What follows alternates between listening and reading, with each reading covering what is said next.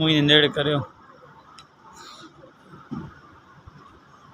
السلام علیکم ورحمۃ اللہ وبرکاتہ. اتقار جمیلے نحمده ونصلي على رسول الكريم.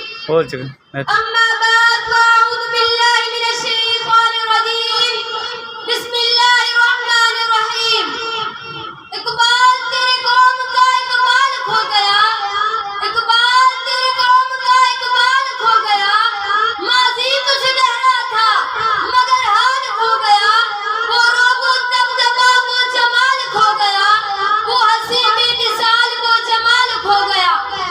میں زبانی حال میں شکل لے کر نم آنکھوں کے ساتھ مقبرہ اقبال پہ کھڑا دل کی رودات سناتا رہا، اور پھر بھری محفل میں سری بازار کی پوچھتا رہا کہ اقبال کیا یہ وہی دھرتی ہے جس کا آپ نے خواب دیکھا تھا، جہاں لا الہ الا اللہ کے سائے میں محمد رسول اللہ کا ذکر راج کرنے چلے تھے، جہاں کسان کو آج بھی ان کے لہلاتے کھیتوں سے کوشہ گندم کی روزی میسر نہیں، جس پلٹنے جھپٹنے اور جھپٹ کر پلٹتے شاہی پہ تجھے ناز تھا.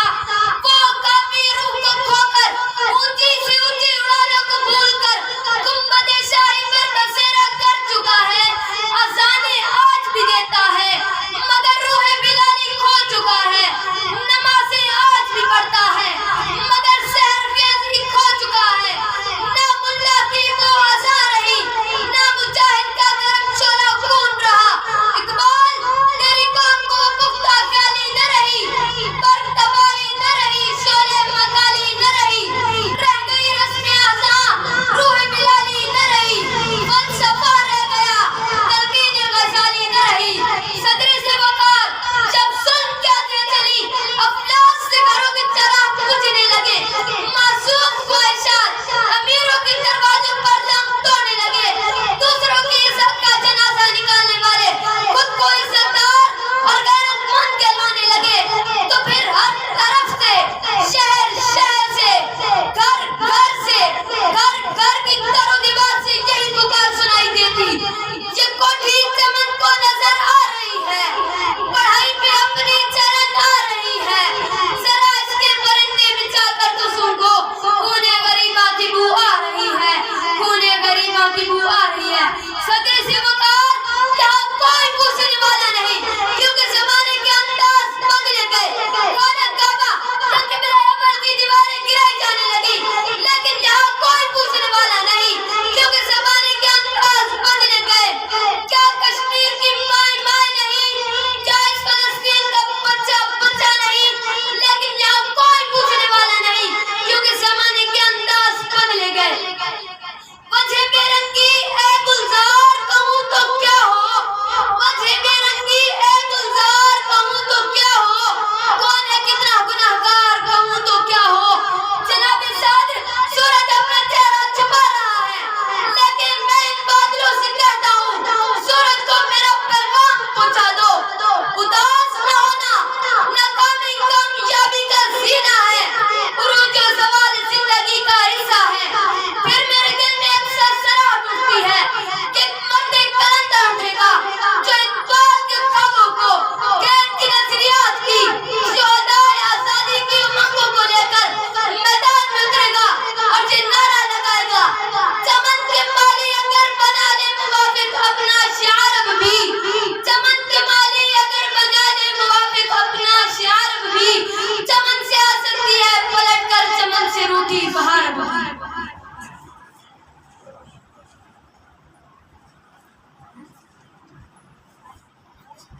مٹا دے اپنی ہستی کو اگر کچھ مرتبہ چاہیے، مٹا دے اپنی ہستی کو اگر کچھ مرتبہ چاہیے، کہ دانا خاک میں مل کر گلے گلزار ہوتا ہے.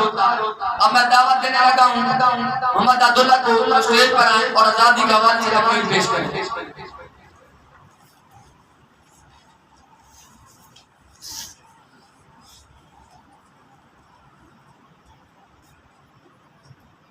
نحمده ونصلي على رسول الكريم. اما بعد فاعوذ بالله من الشيطان الرجيم. بسم اللہ الرحمن الرحیم. ملی نہیں ہے ہمیں मैग्नेटिक जो लोग खुदी पूजे हैं तो ये चराग जला Move is an act of planned motion which plays an ultimate दुआ मैग्नेटिक रेस है दुआ in तलवा individual magnetic race life. Muin तलवा Movement is a word which carries a deep meaning and it shows a great struggle in the life of a nation which plays an ultimate grand role in individual life. Movement is a word which carries a deep meaning and it shows. Movement has so many factors like commitment, policy and hard work and sacrifice. Today I want to draw your attention to what the greatest movement in history of subcontinent Pakistan movement. मेरी अर्दे वतन आज भी अपना ऐद है हम हरफे वफा खून से तहरीर करेंगे It started a long ago but entered in a practical phase when Qaid-e-Azam along with his dedicated team stepped in and he dominated due to his great effort. He is a legend, he is a champion, he fought the case of Pakistan. The force of man and won its own table. The Pakistan movement ran a time of almost half century. Thousands of people moved at a time in shape of a large migration. They left their home, closed business and job and even friend behind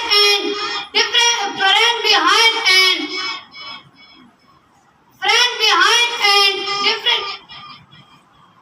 Thousands of people moved at a time on large migration. They left their home, closed business and job. They left their home, closed business and job and even of hardship and suffering they lose everything. Thousands started, thousands joined them from of India became millions. ए अर्दे वतन आज भी अपना ऐद है हम हरफे वफा खून से तहरीर करेंगे train buses and carriages packed the alive but dropped they dead thousands of young men lost their children and also get started from their parents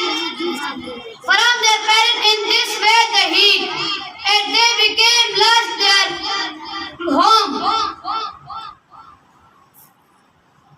They are slogan in one voice. Pakistan Zindabad. Pakistan Zindabad. They lost their earth and got freedom. The गुलों के साए में पलकर जमा हुए हैं. खंजर हलाल का है कौमी निशान हमारा. They knew the real meaning of freedom as they paid a great price for it. The day come 14 August 1947 which was called Pakistan Day and Qaid-e-Azam Muhammad Ali Jinnah became its first Governor General. Every Pakistan should work for unity, faith and discipline. Pakistan Zindabad! Pakistan Zindabad!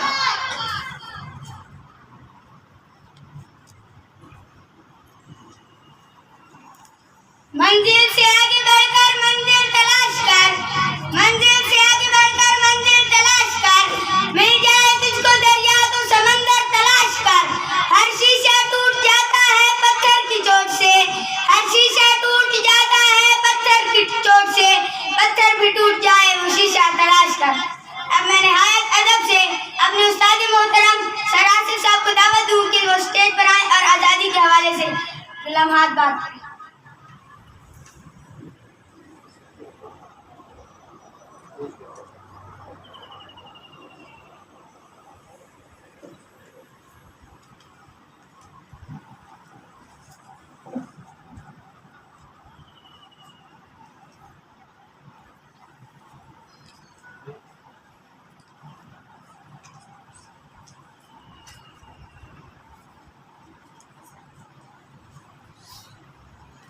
नहमदुहु व नसल्ली अला रसूलिल करीम अम्मा बाद औज़ु बिल्लाहि मिनश शैतानिर रजीम बिस्मिल्लाहिर रहमानिर रहीम।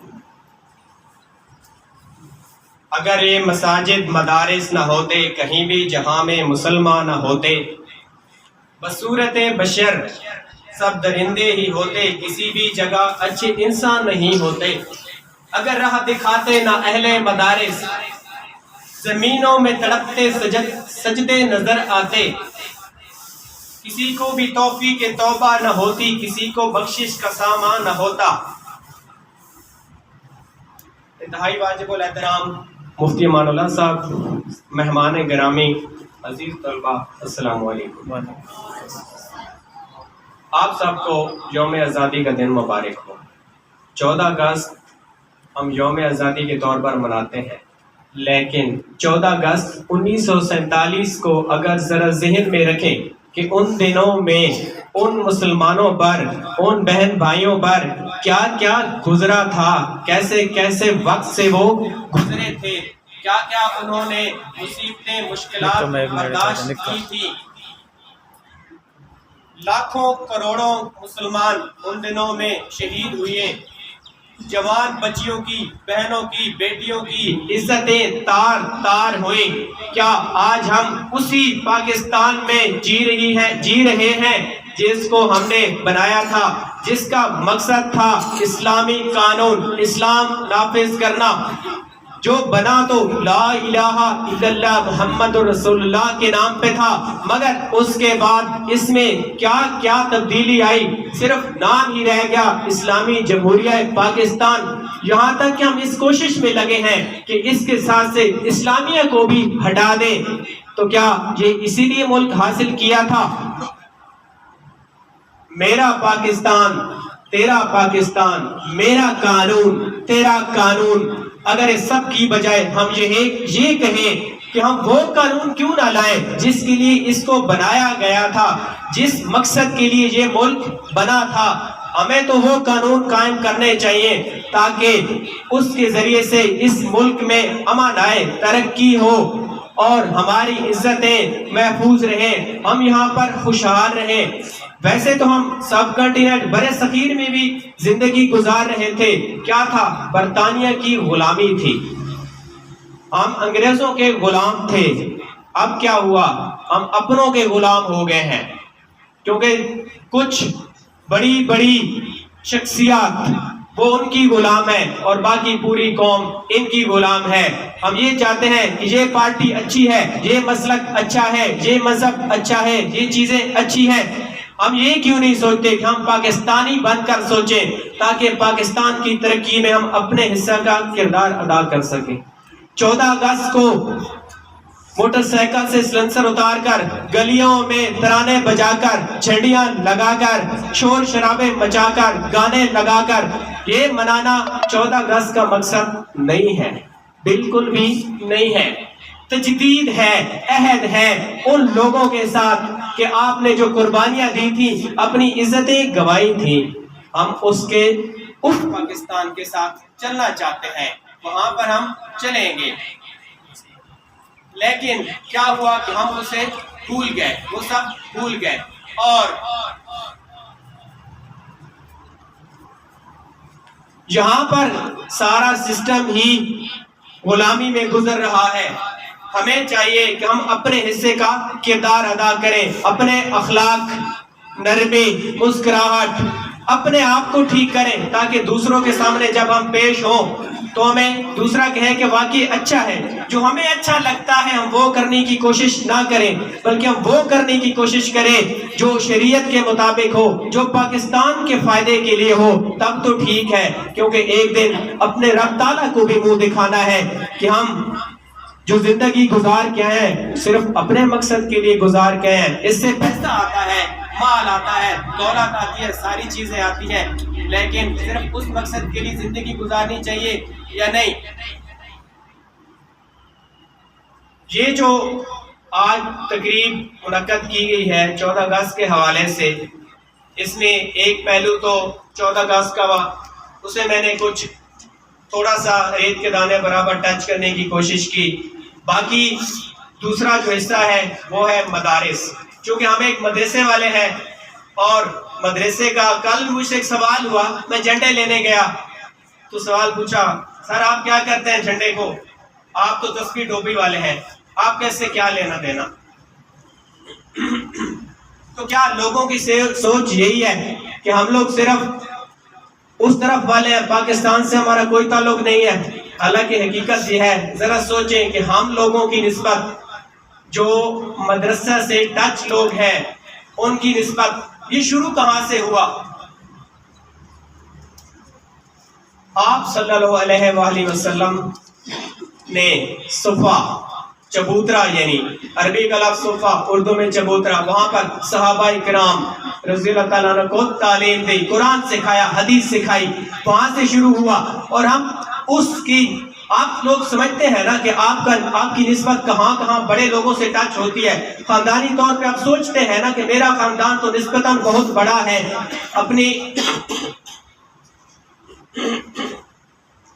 اپنے باپ دادا کو یا نسبت کو، فیملی کو، خاندان کو آپ سٹیپ بائی سٹیپ اوپر لے کے جاتے ہیں کہ میرا تعلق فلاں خاندان سے، میں بہت بڑے خاندان سے تعلق رکھتا ہوں۔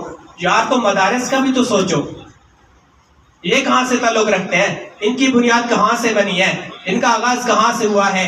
کیا یہ نہیں ایک بڑی چیز سے تعلق رکھتے؟ ان کی نسبت نہیں ایک بڑی چیز سے ہے؟ تو یعنی آپ صلی اللہ علیہ وسلم نے صفا سے صحابہ کرام کو قرآن سکھایا، اس جگہ پر مسجد نبوی میں، اور شاید میری معلومات میں تھوڑا بہت فرق ہو، لیکن یہی ہے کہ جو صفا ہے، چبوترا کی جگہ ہے، وہ مسجد کی جو زمین ہے اس سے وہ 1 فٹ یا 1.5 فٹ کی اونچائی پہ بنا ہوا تھا۔ تو اس حوالے سے دیکھیں کہ اس کو بھی تھوڑی سی فوقیت آپ صلی اللہ علیہ وآلہ وسلم نے دی، سکھانے کی جگہ تھی۔ پھر صحابہ کرام نے جو ہے وہ اس دین کو آپ صلی اللہ علیہ وسلم کے حکم پر ساری دنیا میں پھیلایا، قرآن کو پہنچایا۔ ذریعہ کیا تھے؟ مدارس۔ ذریعہ کیا تھے؟ مدارس۔ مدارس نہ ہوتے تو آپ کے جنازے کون پڑھاتا؟ مدارس نہ ہوتے نکاح کون کراتا؟ مدارس نہ ہوتے اولاد حقوق، والدین فرائض، والدین کو تربیت کے اصول کون سکھاتا؟ قرآن کی تعلیم کون دیتا؟ حدیث کون بتاتا؟ شریعت کے سارے اصول و ضوابط کون بتاتا؟ کیا یہ صرف مدارس کے ذریعے نہیں آئے؟ سوچنا ضرور۔ اور پاکستان میں قومی اسمبلی میں، سینٹ میں، ہر جگہ پر انہی مدارس سے نکل کے گئے ہوئے بندے ہیں جو ناموس رسالت پر، ناموس صحابہ پر جا کر ڈٹ کے کھڑے ہو جاتے ہیں، اور وہاں پر وہ جو بل اگر غلط ہے تو اس کے آگے سے سیسا پلائی ہوئی دیوار بن جاتے ہیں، اور اگر کچھ منظور کروانا ہے تو وہاں پر وہ اپنی ایڑی چوٹی کا زور لگا دیتے ہیں۔ وہ کہاں سے گئے تھے؟ وہ یہی آپ کے اندر سے گئے تھے، آپ لوگوں کے ہی بچے تھے۔ اگر آپ لوگ بھی مدارس کو وہ بچے دیں جو واقعہ ہی بچے ہو، اکثر ہمارے پاس یہ دیکھا جاتا ہے کہ وہ بچہ تو یہ سکول میں ذرا ناکام ہے، اس کو مدرسے میں چھوڑو، مدرسے والے ٹکر بھی دے سن، رہائش بھی دے سن، سارے کام کرے سن، اس کو مدرسے چھوڑو۔ یہ کہاں کا اصول ہے؟ مدرسے کو وہ بچہ دو نا جو آپ کا لائق ترین بچہ ہے، وہ آگے ترقی کر کے جائے تاکہ آپ کا نام بھی روشن ہو، اسلام بھی روشنی آئے، صحیح کر کے وہ اپنے طریقے سے آگے بڑھے۔ 2 3 4 چیزیں ہوتی ہیں، یا تو قرآن پڑھاؤ، پڑھنے والوں سے محبت کرو، یہ 3 کام نہیں کر سکتے تو ان کی مالی مدد کرو، یہ بھی نہیں کام کر سکتے تو سمجھو کہ تم ہلاک ہونے والے ہو۔ اپنے دل میں یہ عہد کرو کہ کچھ نہ کچھ تم چاروں میں سے کرو گے۔ اگر سیکھا ہے تو پڑھاؤ، اگر اللہ نے اولاد دی ہے، اولاد جیسی نعمت دی ہے تو پھر کیا ہے، اسے مدارس میں بھیجو، اسے کہیں پر بھی بھیجو، جون سا مرضی مسلک ہو، لیکن سکھاؤ اس کو قرآن سکھاؤ، احادیث سکھاؤ، تاکہ وہ آپ کے لیے بھی آخرت میں نجات کا ذریعہ بنے۔ آپ کی جو فرائض ہے اس میں یہ بھی شامل ہے کہ آپ نے اپنی اولاد کو ڈاکٹر بنایا نہیں بنایا، مال و دولت کمانے کا طریقہ سکھایا نہیں سکھایا، یہ نہیں پوچھا جائے گا، بلکہ یہ پوچھا جائے گا کہ اس کی تربیت کیسے کی، اسے نماز سکھائی، قرآن کے لیے بھیجا، حدیث سکھائی، یہ آپ سے پوچھا جائے گا، کیونکہ یہ آپ کے فرائض میں شامل ہے۔ جہاں اولاد کے فرائض بہت سارے ہیں، والدین کی عزت کرنا، ادب کرنا بہت سارے ہیں، اف تک نہ کہنا، لیکن وہاں پر والدین کے بھی بہت سارے فرائض ہیں جو کہ ہمیں پتہ ہی نہیں ہوتا۔ ہم مسلسل علماء سے کم از کم میں علماء سے اتنی بار مخصوص مہینوں کے حوالے سے مخصوص چیزیں سنتا آیا ہوں، لیکن جو ہماری ثقافت ہے، ہمارا جو رہن سہن ہے، ہماری جو معاشرتی لائف ہے، اس میں بہت کم علماء جو ہے وہ بولتے ہیں، ہمیں یہ نہیں بتاتے کہ اولاد کی تربیت کیسے کرنی ہے۔ نمازی بہت ملیں گے آپ کو، حاجی ملیں گے، روزے دار ملیں گے، لیکن جو ہماری معاشرتی لائف ہے کہ کسی کے ساتھ زیادتی نہیں کرنی، اخلاق سے کیسے پیش آنا ہے، یہ ساری چیزیں ہمیں نہیں سکھائی گئی ہیں۔ تو یہ چیزیں سیکھنے کے لیے جو ہے ہمیں چاہیے کہ مدارس کا رخ کریں۔ ہمارے پچھلے سال کے پروگرام 14 اگست جو 2022 میں ہوا تھا، اس وقت ہم نے اس کا آغاز کیا تھا، کل کوئی 14-15 بچے ہمارے پاس تھے۔ پھر کچھ لوگوں نے ہمارے ساتھ تعاون کیا، مالی نہیں، بچوں کے ساتھ، بچوں والا تعاون جو مالی سے زیادہ اہمیت رکھتا ہے، وہ بھی کیا ہوگا، کرتے بھی ہیں، کر رہے بھی ہیں، کرتے بھی رہیں گے۔ لیکن پھر ہماری الحمدللہ اب 50 سے اوپر بچے ہمارے پاس ہیں۔ اگر ہم آہستہ آہستہ اس طرح بڑھتے رہیں تو یہ جو مدرسہ ہے، جو ایک بار بالکل غیر آباد ہو گیا تھا، تعمیر کی وجہ سے مسجد شہید کی گئی، رہائش نہیں تھی، اس وجہ سے اب دوبارہ جو ہے مفتی صاحب اپنی بھرپور کوشش کر رہے ہیں کہ اس کو دوبارہ سے اس پرانے لائیں جہاں پر سینکڑوں کے حساب سے طالب علم ہوں اور یہاں سے بچے حفظ کر کے جائیں، کتابیں پڑھیں، ساری چیزیں ہوں، اور ساتھ ساتھ سکول کو جو ہے وہ ٹچ کر دیا کہ بہت سارے لوگ ہیں وہ چاہتے ہیں کہ ہمارا بچہ دنیاوی تعلیم بھی سیکھے تاکہ وہ باہر نکلے تو کم از کم اسے انگلش آتی ہو، سمجھنی آتی ہو، بولنی آتی ہو، یہ ساری چیزیں ہیں۔ تو ہم اپنی طرف سے پوری کوشش کر رہے ہیں کہ آپ کی بھرپور طریقے سے خدمت کر سکیں۔ ابھی ہمارے پاس تقریباً 52 بچے ہیں، جن میں سے 12 بچے حفظ کر رہے ہیں۔ تو انشاءاللہ العزیز سال 1.5 سال ہماری یعنی فصل ہم نے بو دی ہے، ابھی وہ آہستہ آہستہ بڑھے گی، پھر تیار ہوگی۔ فوراً سے تو کچھ نہیں ہوتا، تھوڑا ٹائم ضرور لگے گا، لیکن انشاءاللہ بہت جلد جو ہے یہاں یہ بھی پروگرام ہوگا کہ آج دستار بندی ہو رہی ہے حفاظ کرام کی، اور ان کے والدین کے سر فخر سے بلند ہوں گے جن کے بچے یہاں پر پڑھ رہے ہوں گے، جنہوں نے حفظ کیا ہوگا۔ تو آپ سب سے گزارش ہے، ٹائم آپ کا بہت لے لیا، منع بھی کیا ہوا تھا سر نے کہ بس 5-6 منٹ لینے ہیں، لیکن معذرت گرمی ہے اس وجہ سے ان کو زیادہ نہیں بٹھانا ہے۔ گزارش یہی ہے آخر میں کہ کم از کم اپنی اولاد میں سے بہتر تو یہ ہے کہ سب کو دین کے راستے پہ لگائیں، لیکن نہ بھی کریں تو کم از کم ایک بچہ ضرور کسی نہ کسی مدرسے میں تعلیم کے لیے ضرور بھیجیں، تاکہ کچھ بھی نہ ہو تو وہ آخرت میں آپ کے لیے نجات کا ذریعہ بنے۔ شکریہ، جزاک اللہ۔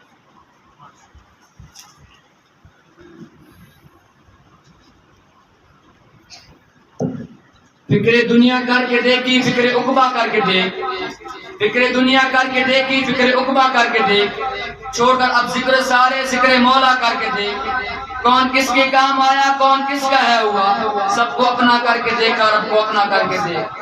اب میں دعوت دیتا ہوں محمد عادل کو اسٹیج پر ہم دیوار تعالیٰ پیش کریں۔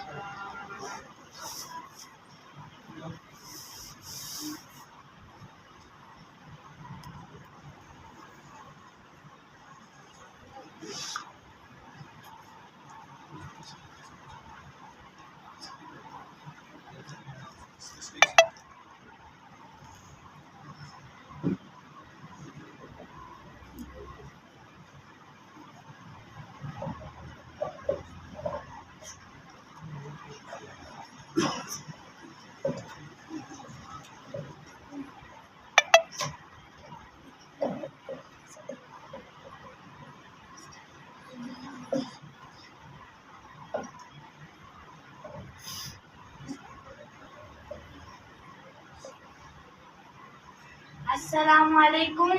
Today I myself Muhammad Adil, in front of you know I present a hymn.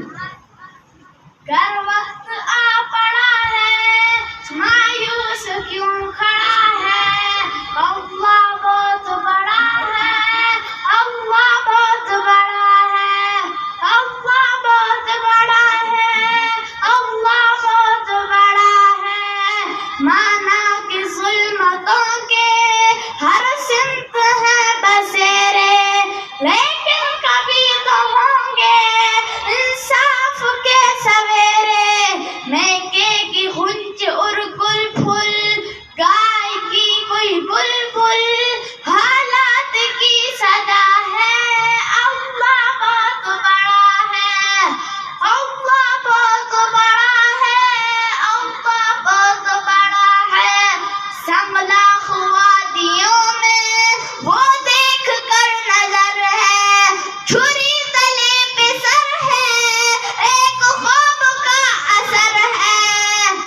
چھری نہیں چلی کیوں، گردن نہیں کٹی کیوں، کس کا حکم چلا ہے؟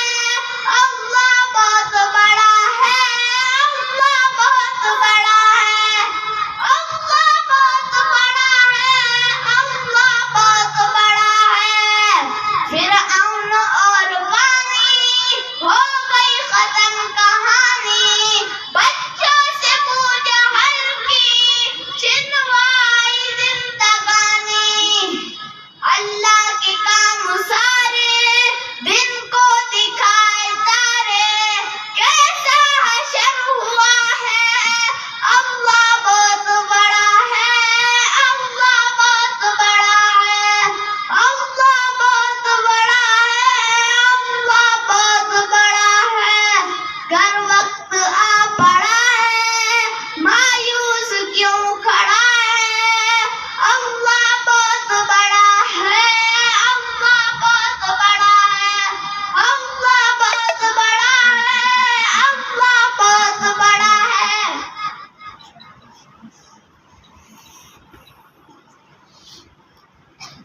پتھر تو نہیں ہوں کہ میں لب اپنے نہ کھولوں، پتھر تو نہیں ہوں کہ میں لب اپنے نہ کھولوں، گر منہ میں زباں ہے تو بتا کیسے نہ بولوں۔ معزز حاضرین، ہونٹ، الفاظ اور زباں کو اگر ایک صاحب کمال ہستی کا ساتھ آ جائے تو تینوں اجزاء ایک شعلہ نما تقریر کا روپ دھار لیتے ہیں۔ یہ وہ عظیم لوگ ہوتے ہیں جو انگلی تھام کر ہمیں کامیابی کی جگمگاتی درفشاں اور تابندہ راہ دکھاتے ہیں۔ اب میں نہایت ادب سے انتہائی واجب الاحترام استاد محترم مفتی امان اللہ صاحب سے گزارش کرتا ہوں کہ اسٹیج پر آئیں اور اپنے خیالات کا اظہار فرمائیں۔ سب کا خود سب پہ میں کی تقریر کر رہی تھی منہ نیڑ کا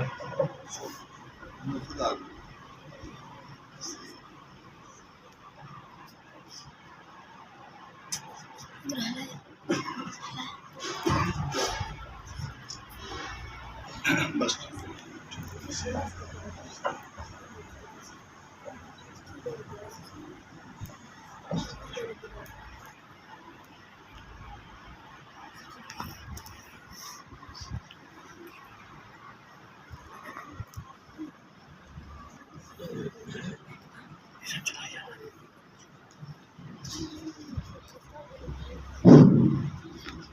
ان الحمد للہ والشکر للہ الحمد للہ والصلاة والسلام علی من لا نبی بعد اما بعد اعوذ باللہ من الشیطان الرجیم بسم اللہ الرحمن الرحیم لئن شکرتم لازیدنکم صدق اللہ العظیم۔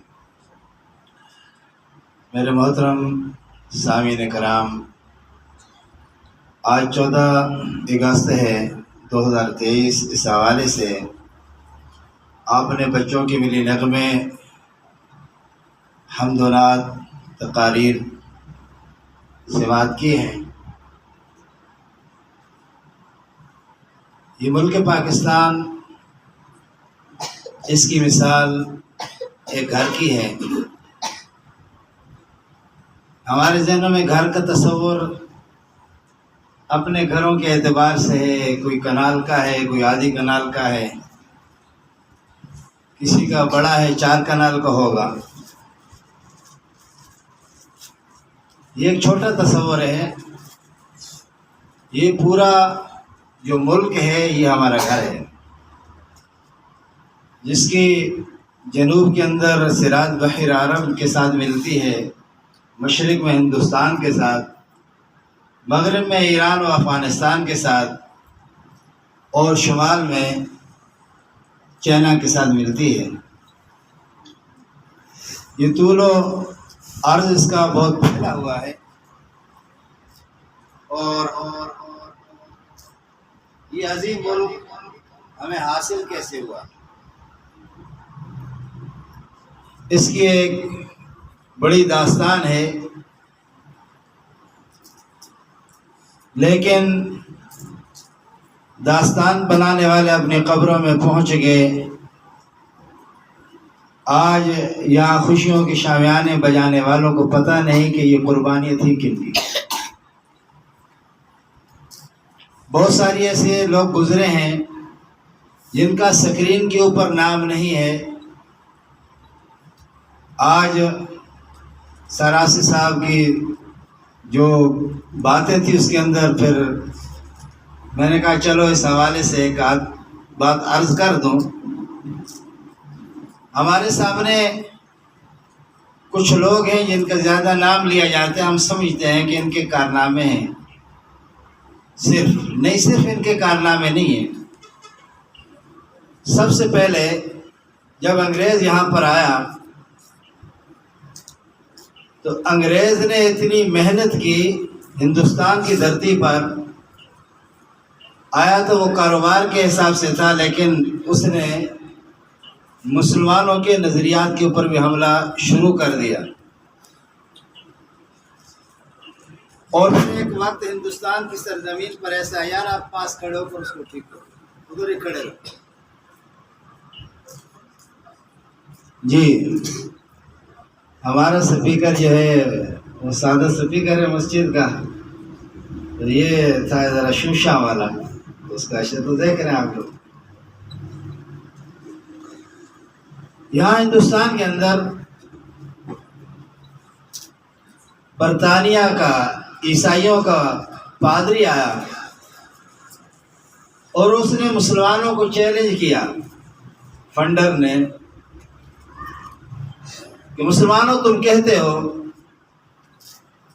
کہ ہم مسلمان ہیں اور ہماری کتاب سچی کتاب ہے قرآن مجید، جہاں سے یہ ابتدا بڑھ رہی ہے انگریز کو بھگانے کی اور پاکستان کی آزادی کی. لہذا اگر تم سچے ہو تو تم اپنی کتاب کو آگ میں ڈالو، میں بھی اپنی کتاب کو آگ میں ڈالتا ہوں، اور جس کی کتاب آگ میں جل جائے گی اس کا مطلب جھوٹا ہوگا، اور جس کی کتاب بچ جائے گی اس کا مطلب سچا ہوگا. اس نے پورے ہندوستان کے اندر چیلنج کیا اور مسلمان بڑے پریشان. اور اس شیطان آدم نے ایک خاص قسم کا مصالحہ انجیل کے اوپر لگایا ہوا تھا، اور جب وہ آگ میں ڈالتا تو اس مصالحے کی وجہ سے وہ نہ جلتی. مسلمانوں کو کہتا کہ نہیں تم جھوٹے ہو، اور اس کا چیلنج قبول کرنے کے لیے کوئی تیار نہیں تھا. مسلمان بڑے پریشان تھے کیا کریں.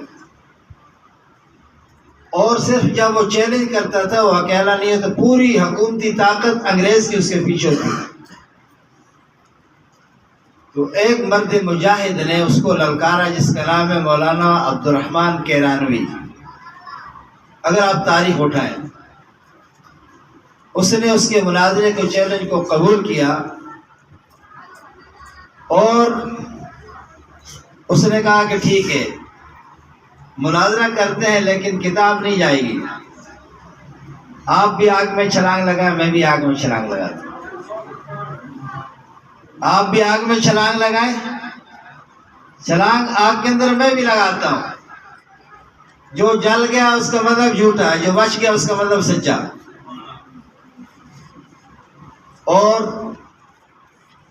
دو آدمی،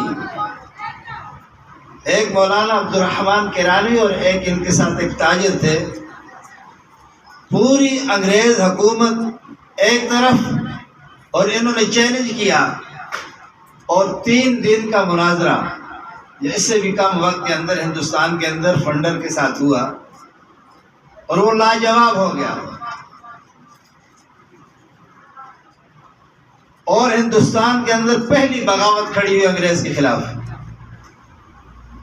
تو انگریز کے خلاف جب پہلی بغاوت کھڑی ہوئی، اس بغاوت کے اوپر انگریز نے کہا اب تو ہماری حکومت بھی ڈگمگا گئی ہے، لہذا اس آدمی کو پکڑو.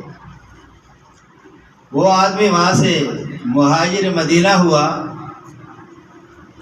اور پوری انگریز حکومت نے بڑی کوشش کی اس کو پکڑنے کی، لیکن پکڑ نہ سکی. لیکن فنڈر وہاں یہاں ہندوستان سے بھاگا اور ترکی پہنچا ہے، اور ترکی کے اندر جا کر اس نے وہاں کے مسلمانوں کو چیلنج شروع کر دیا. اس وقت خلافت عثمانیہ تھی، ترکی کے اندر پہنچ کر، چلو آپ میری آواز کی طرف متوجہ ہوں، 2-3 منٹ میں بات ختم کرتا. ترکی میں جب پہنچا اس نے مسلمانوں کو اسی طرز پر چیلنج شروع کیا. جب اس طرح کا چیلنج شروع ہوا تو ترکی کے حکمران نے گورنر مدینہ کو خط لکھا کہ ایک آدمی عیسائی پادری آیا جس نے ہم مسلمانوں کو پریشان کر دیا، اور اس کا دعویٰ یہ ہے کہ میں نے پورے ہندوستان کو عیسائیت میں داخل کر دیا ہے، لہذا چونکہ حرمین شریفین کے اندر پوری دنیا سے لوگ آتے ہیں، آپ اس بات کی تحقیق کریں.